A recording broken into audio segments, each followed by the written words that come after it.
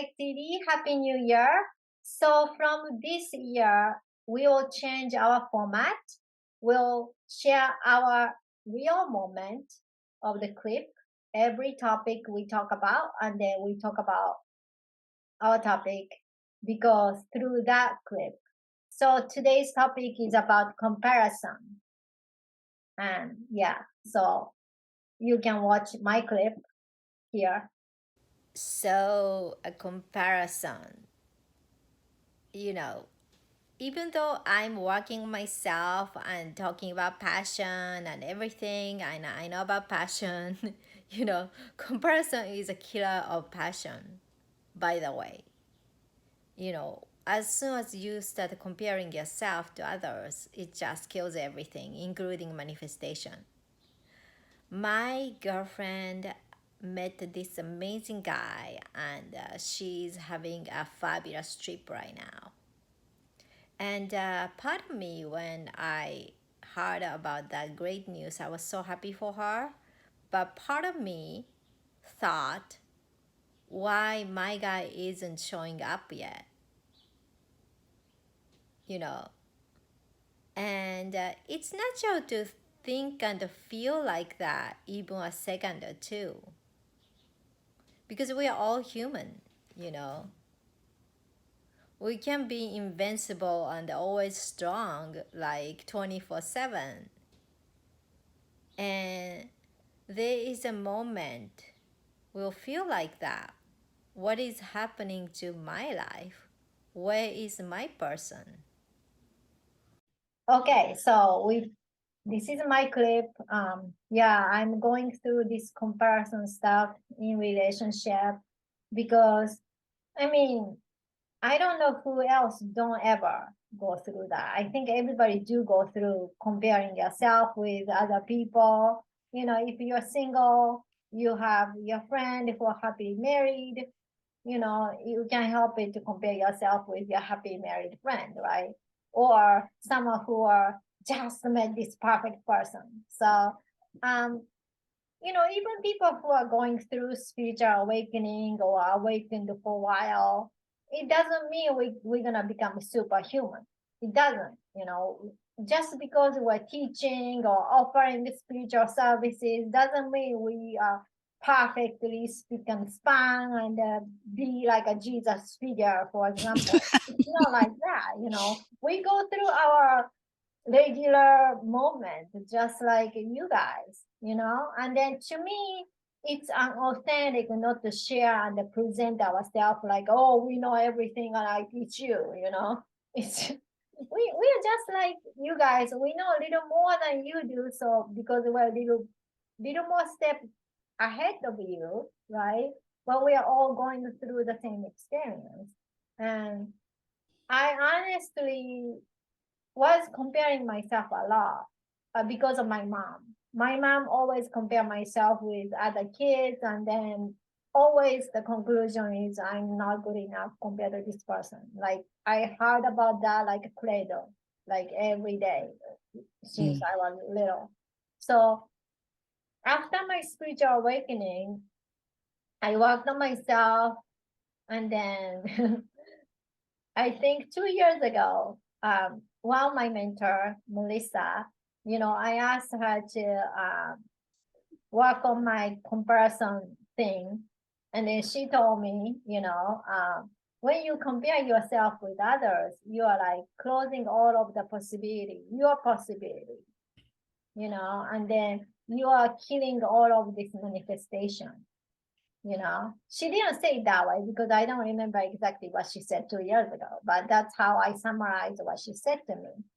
So, you know, in relationship, it's it's like I'm pretty sure a lot of people do compare, you know, your body figure or your looks or personality, or you know, if you're guys, the financial status, right? You think your financial net worth is your self-worth, you know, um, which is understandable. But like when you are comparing yourself with other people, like you stop believing in yourself. What do you think about that? And then this is Sue's video. Here you go. Hi guys, it's Sue. I wanted to share that yesterday I was trying to make a YouTube video. Well, I made a YouTube video, but I was working with the program to edit it and add some stuff, you know, how fancy people do. And I was cussing like a sailor, excuse me, because I forgot. It's been 8 months since I used the program. So, in recognizing that there was an issue there, why I got so upset, I went inside and realized that I was comparing myself to other people and how they seem to so easily navigate technology. Um, and I was angry with myself because why am I not this good at it? Well, then I also had a realization that this issue for me and believing that I'm not good with technology stems all the way back to high school and ninth grade when I didn't do so well in my basic programming language class. And once I was able to tap into what the root cause of this belief is, I could stop comparing myself to other people and say, you know what, if I just put some focus into this, I can be just as good as anyone else. Ha! Yay me. Thanks. And then Sue will share about her perspective on this. So what do you think about that, Sue? Absolutely. The perspective that I've been given recently, as you could see in my video, is that the only comparison that I think is worthwhile is if we're comparing ourselves now, where we are now, to a past version of ourselves, and that way we can see our growth, okay? Or we can see where a particular dynamic within us, it's an active program, where it came from. Like, you were able to identify that your issue came from your mother comparing you to everybody else since you were a baby and aware of it. So for me, my light bulb moment was that I realized that my aversion to technology, or learning new technology, or grasping new technology, um, came from way back when I was in high school and I didn't do well in a um, basic programming class. Okay, so let's go ahead and see what I learned. My comparison of myself to now, or to then, is helpful because I can see how far I've come. I've come to realize and understand that if I do focus on something that I want to learn, I can learn it very quickly. Whereas back then, it was more of a 3D consciousness. I was asleep. I was unaware that I have all these abilities, that I just wasn't interested in basic programming, right? It wasn't my thing. And of course, my soul plan doesn't include me being a computer programmer. I didn't know that back then, but I just instead, in that consciousness, believed that I was somehow less than other people that could do the programming easily. And then I started thinking maybe I'm a little bit stupid or something, or I don't know. But the point is that occurrence created a belief in me that, oh, that's not for me. I'm not smart enough to do programming or gadgets or learn new technology.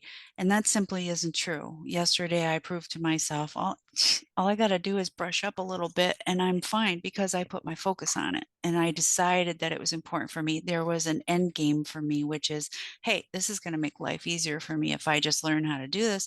And all I have to do is, so many generous people out there are putting videos on how to do just about anything you can imagine on YouTube. Why not take advantage of it? Instead of kicking myself in the butt and saying, well, you're just not smart enough. Um, I was like, yeah, I'm smart enough. I just haven't wanted to up until now, or I haven't really needed to up until now. Well, now I need it. So I'm going to go ahead and do it. And it's fine. I made the video, no problem, and edited it, no problem. So, comparing ourselves to others is the old apples and oranges thing. When you talk, the spiritual community talks all the time about, well, we're leaving 3D and we're going to 5D. That's true. However,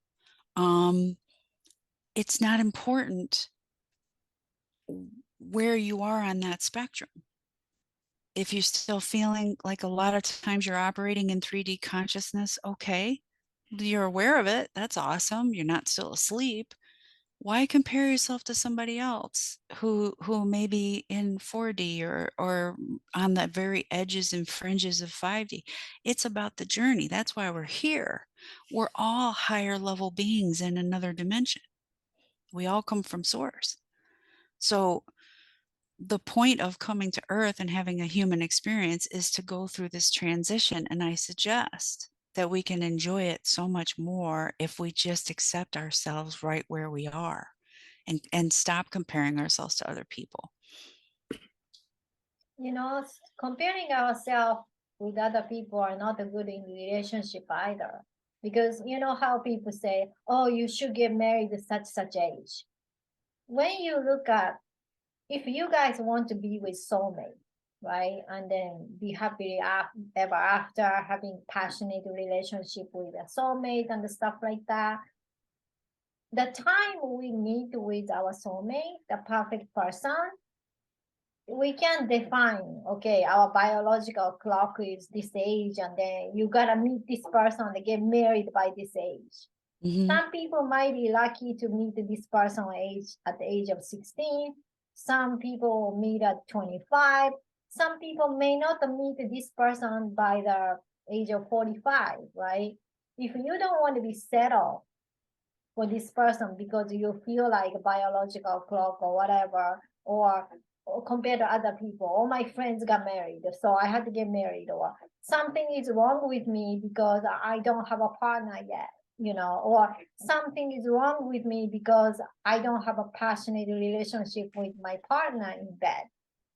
When you start comparing with other people, we lose our sight of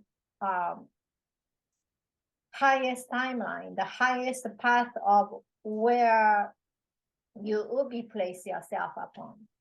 Yeah, Because like what your soul agreed to and wanted to experience, right? yeah, Because what your soul wanted to experience here on earth in this incarnation is not the same as what mine wanted to, which is not the same as what anybody else in the audience wanted to. We may have some similarities. yeah, and then our growth speed as a soul is different. So we need a certain maturity as a soul to meet with soulmate, right? Before that, we need a lot of karmic and stuff like that. But meet soulmate, you need to have a soul maturity, which is nothing to do with the age, you know. Mm-hmm. So if you want to have a passionate, happy, all-round relationship, you can define yourself with, oh, I have to meet this person by this age, or compared to other people, what's wrong with me? There's nothing wrong with you. You Yeah. know, you may Yeah. have a high standard that you want to meet this kind of person, you know, you have a list. So you don't want to settle yourself for less, because you know, by looking at other people, you know, who might settle in their marriage or relationship, and you see these people are not having such a great time, and you don't want to be the one of them. Mm-hmm. You Yeah, know? that's my closest friend. We've been friends for 30 years, and she got married when she was 60.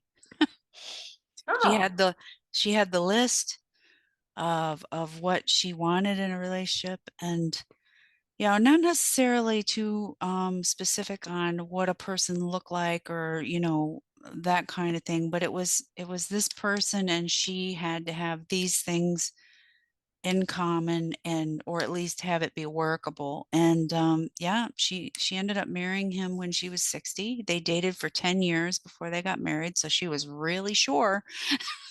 you know when she walked down the aisle. I mean, when you date somebody for 10 years, I think you kind of know what you're getting into with the marriage. And then there's those people that never got married. They've been together for the one that's coming to my mind is Alan Rickman, who sadly passed away. He's one of my favorite actors, but he was with his life partner. No, I think he did marry her a couple years before he passed away. But they had a really long-term relationship. So even redefining what's important in a relationship, do we have to have rings on our fingers? Well, if both of you agree that's important to you. I mean, I have a ring on my finger. Does that make me any more or less dedicated to my husband? Not really. We were pretty dedicated before we got married. So, redefining all of that for yourself, those questions are important for you, not the guy next to you, not the girl next to you. It's what is important to you in your relationship.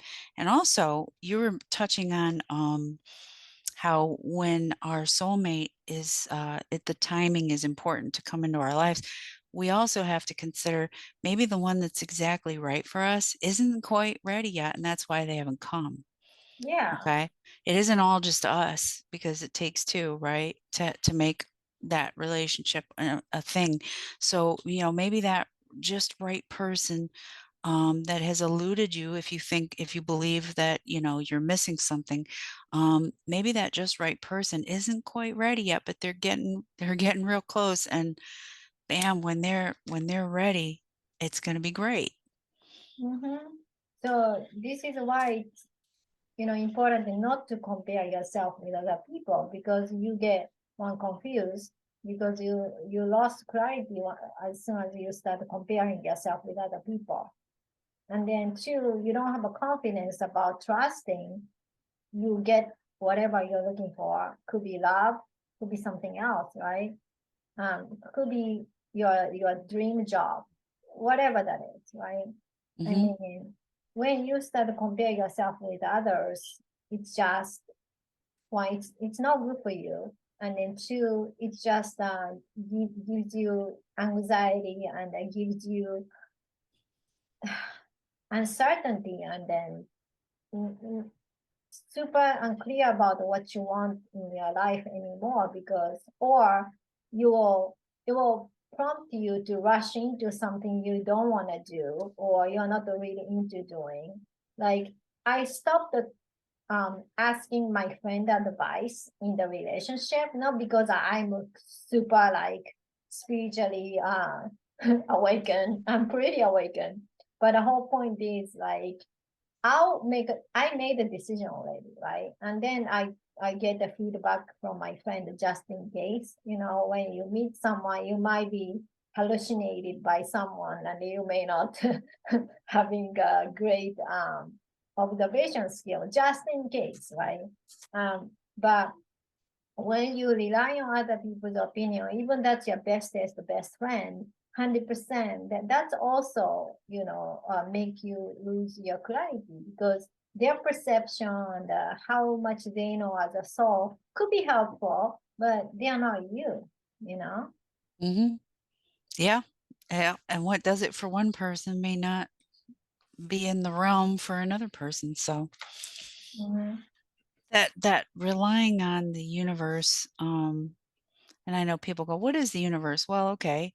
So my idea of what the universe is that our higher selves, that come from source, they send energy to us and the collective, so all of our higher selves are looking out for us. And so when you send your desires or your beliefs into the universe, it sends back to you a projection, more of what you're putting out there. It's like a pitchback, or a mirror.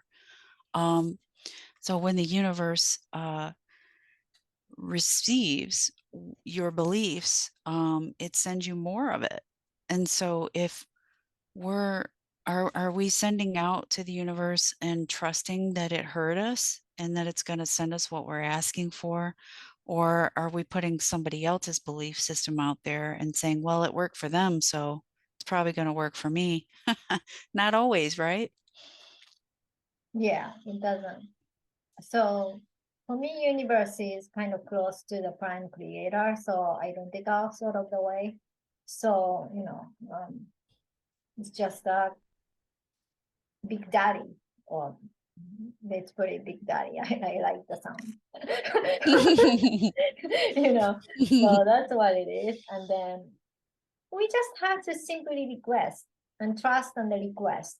And that's why, I'm kind of going to the side way. It's very important for, if you're female, to have a nurture your feminine energy, So you know how to receive well. Because in order to have a good relationship, you are good at asking what you want, not manipulating and get what you want. Just simply ask, oh, this is what I want. And then if you are male, if he really loves you, he's like, oh, here you go. You know, that's how it goes usually. So universe is like that to me. Just not to have any resistance, like, oh yeah, he's not gonna give it to me, and I had to manipulate somehow to make it happen, or oh, I had to work hard to get. That's not how it goes. When you feel like, oh, I wish I won't have that, then boom, it appears. That's the easiest, effortless way to manifest.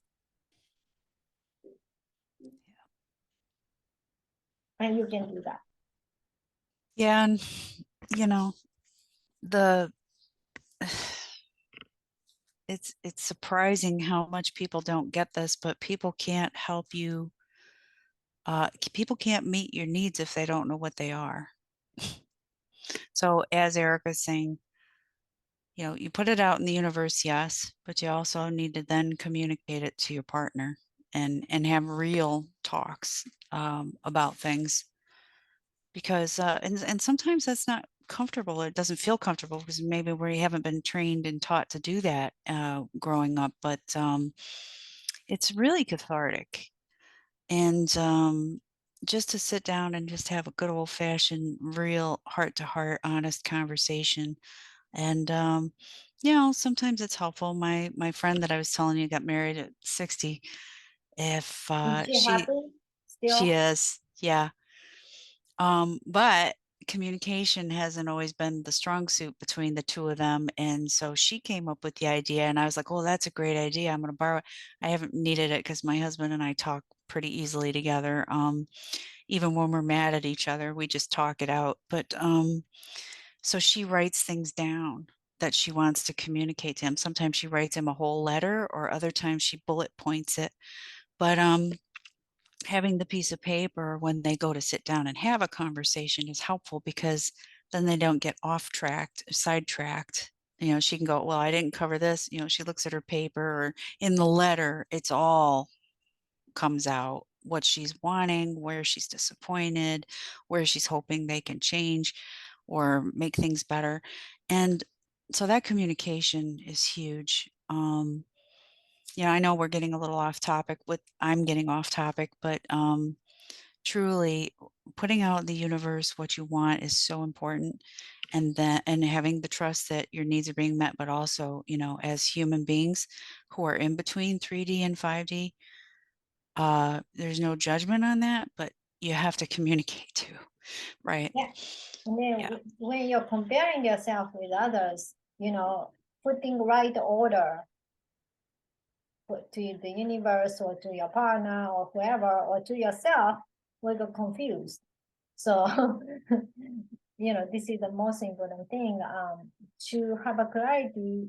Just look at, just like Sue said, compare yourself from yesterday to today, a year ago to today, and congratulating your growth of how much you've come, instead of, oh, I haven't gotten to my goal yet, I'm so slow. That's Yeah, that not a doesn't really help. positive and a loving way of treating yourself. So that's what we wanted to talk about it today. So happy new year, and I hope you guys like a new form of style of format, and then we'll deliver our topic through this format from now on. So thank you so much for watching. Please share, like, subscribe, and then we see you guys next time. Bye. Bye.